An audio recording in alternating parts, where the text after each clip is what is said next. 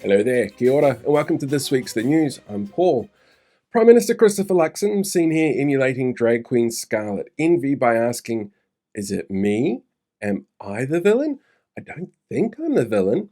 Claimed this week that Labour and the Greens were quote-unquote playing politics by pointing out that 212 submissions on the Treaty Principles Bill wouldn't be entered into the official record in Parliament due to the sheer volume of responses, before caving and allowing it to go ahead on Thursday. That's right, the Prime Minister, who claimed he was a master negotiator before he caved to Seymour on forwarding the bill and allowing it to have the longest submission time while telling voters he didn't support it and it won't go anywhere, while also rushing unpopular and divisive policies through at breakneck speeds, is claiming others are playing politics by adhering to established practices within the parliamentary process.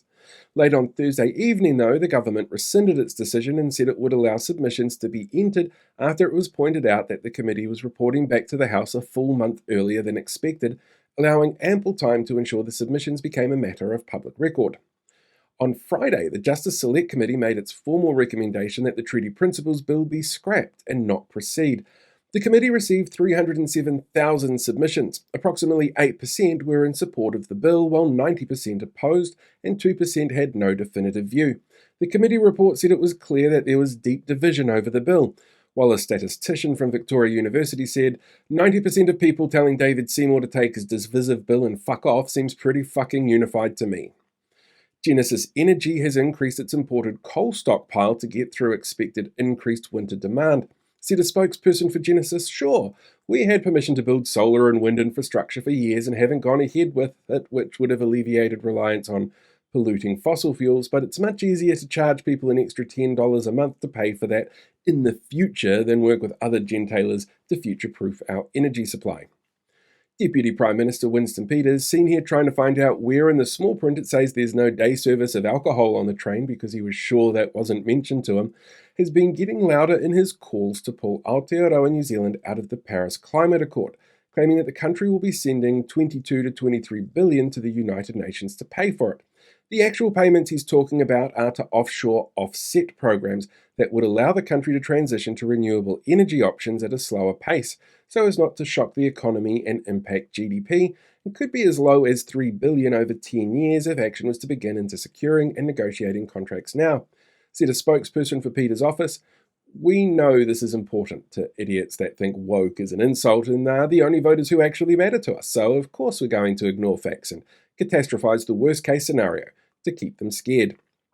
After a week of making a big deal about Cabinet's decision to announce what they plan to do to build more supermarket competition, on Sunday, Finance Minister Nicola Willis, seen here trying to emulate Tony Collette in Hereditary, announced that the plan was to make an official request for more information known as an RFI on what it would actually take to bring in a third supermarket company to the country. That's right, we had an announcement of an announcement about looking for more information to make a later announcement. Winston seen here thinking he spotted a rogue rainbow at the United Nations and wouldn't have a bar of it. Wait, did someone say bar?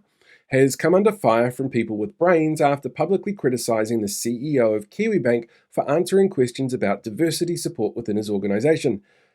By supporting diversity within his organisation, Peters demanded in his latest sundown moment that the CEO should be focusing on the cost of living, like voters have been telling the government to do for 18 months, while Peters accepts petitions from TERFs, demands a COVID inquiry based on the crywanks of conspiracy peddlers, villainised trans people, removed REC from schools, removed an updated therapeutics bill designed to stop charlatans selling snake oil, and cried about the dangers of woke and DEI.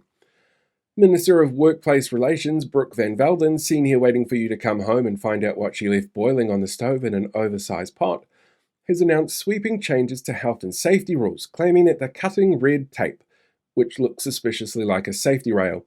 Their first target? Road cones, claiming there are simply too many of them and proposing a hotline to dob in excessive road cone usage.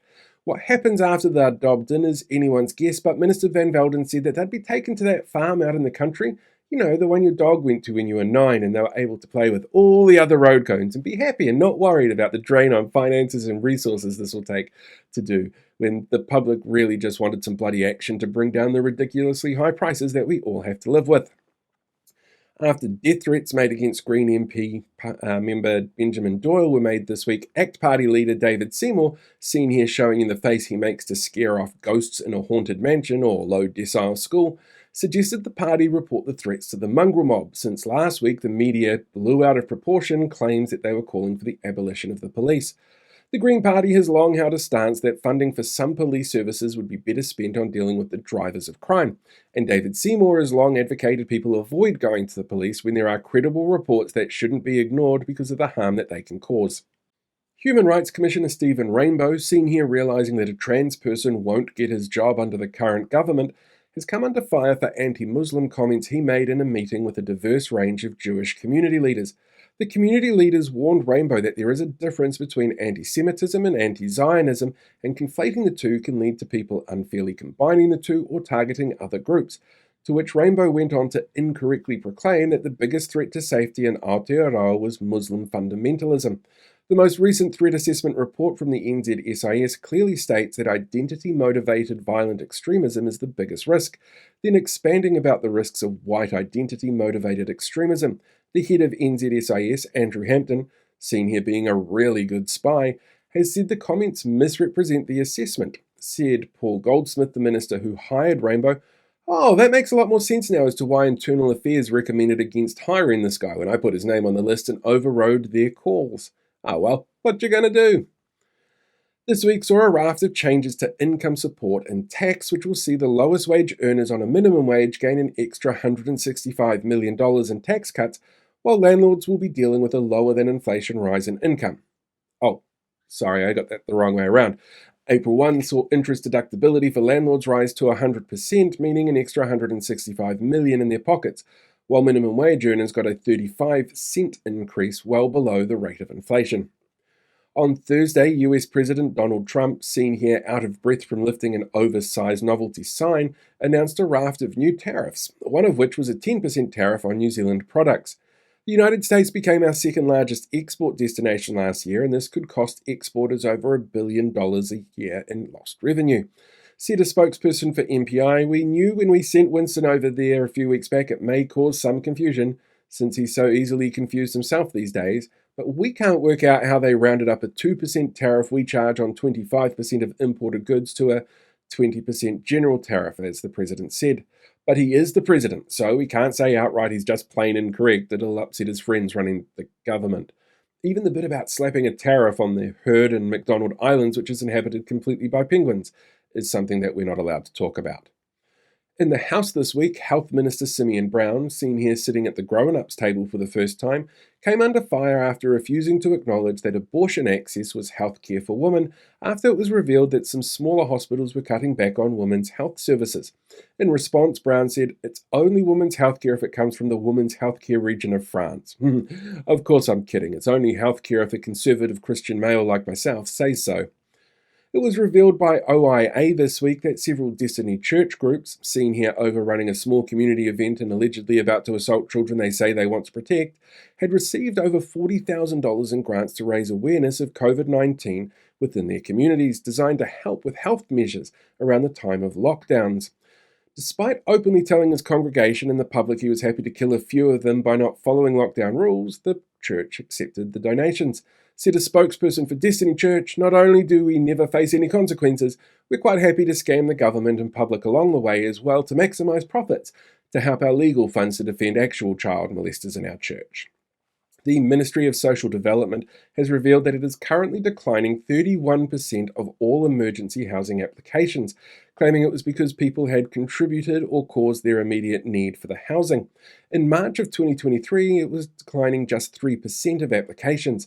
Housing advocates, Aviva, formerly known as the Christchurch Women's Refuge, the Salvation Army, and the Community Law Society all pointed out that both circumstance and evidence points to some cruel decision-making processes in places that impact those fleeing domestic violence or finding themselves without accommodation.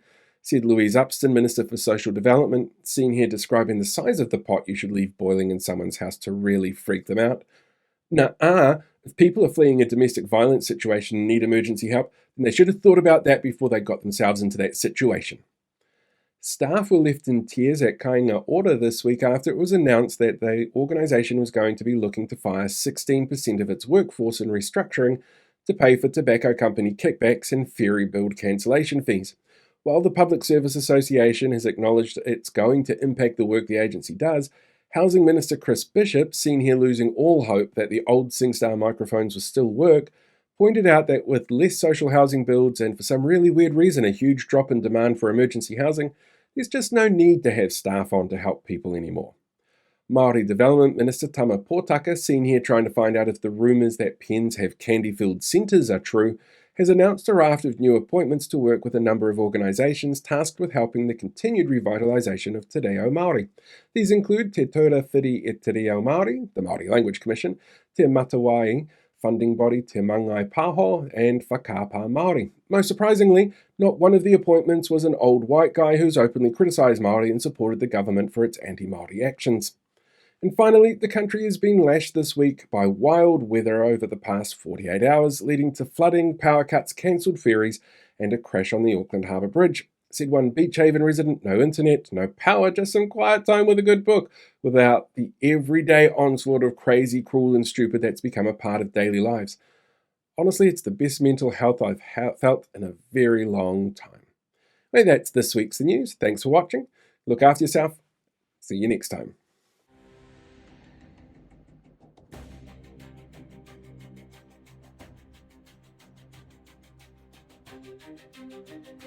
Hey, thanks for checking out today's video. Make sure you like, share, subscribe so you get more updates as we go along. We deal with these guys for the rest of the year.